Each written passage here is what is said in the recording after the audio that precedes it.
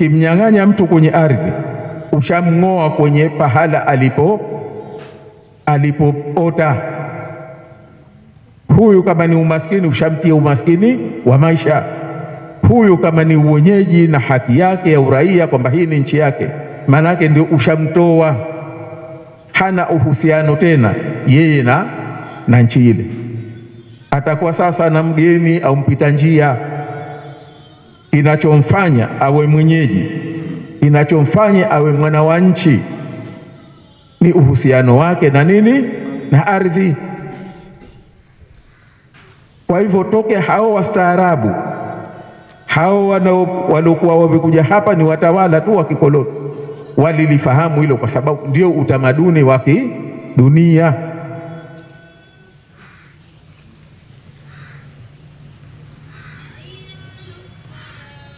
Jamani, hii ni adhana ya radio.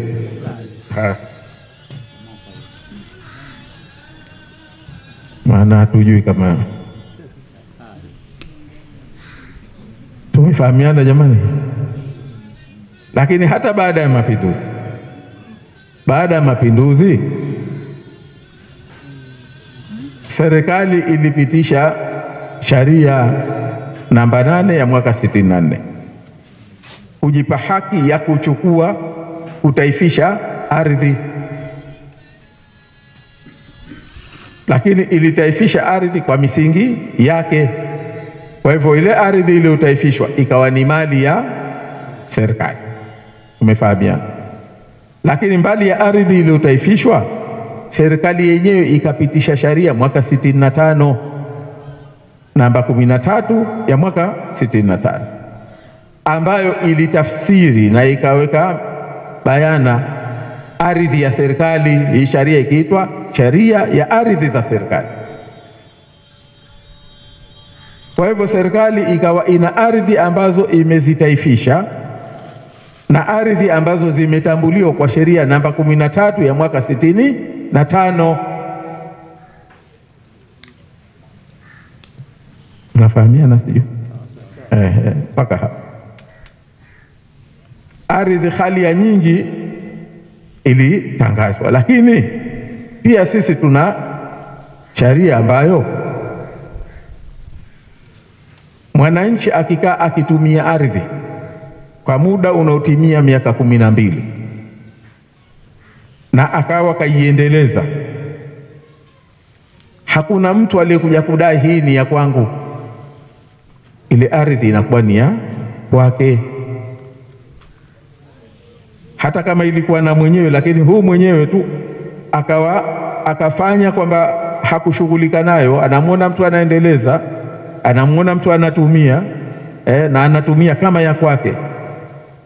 Basi ikitimia miaka 12 haki ya. Na ndio maana watu sasa wengine hao tulioambiwa wa Binguni na wengine waliokwenda wakakata pori wakaendeleza ardhi hizi wakazidi miaka 12, kisharia zile ardhi sasa zilikuwa za kwao, hata kama zilitokana na ardhi ya serikali,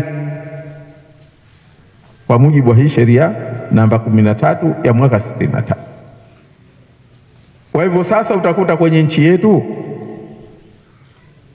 una ardhi unaweza ukasema za aina 4, kwa sababu kuna na ardhi ambazo zikitambuliwa tokea zamani kwamba ni ardhi za wanajamii, communal land wakiita wazungu, ambazo hizi ni pamoja na ardhi watu wanaotumia kwa mambo yao ya jumla, ardhi ambazo watu wanatumia kwa kuzikana, na ardhi ambazo wenyewe wanatumia kama ni nyiwanda, ambazo wanatumia kwa jamii yote zima, kulima, kufanya mambo mengine. Hizi kwa sababu mtu binafsi haruhusiwi kujimilikisha, lakini kiserikali zinatambuliwa kwamba hii ni communal land, yani ni ardhi za kijamii. Kwa hivyo kuna ardhi ya kiserikali, tunafahamiana. Kuna ardhi ya watu binafsi, kuna ardhi ya kijamii, kuna na ardhi ambayo tuseme sijui tunazihitaji, lakini ni ardhi ambazo watu wote wana haki ya kuzitumia, zikiwemo barabara, zikiwemo njia, zikiwemo na sehemu nyingine za namna hiyo. Wazungu wenyewe wanaziita easement. Hizi si za serikali, hizi si za mtu binafsi wala si za jamii, lakini ni za watu wote, kila anayetaka kuitumia.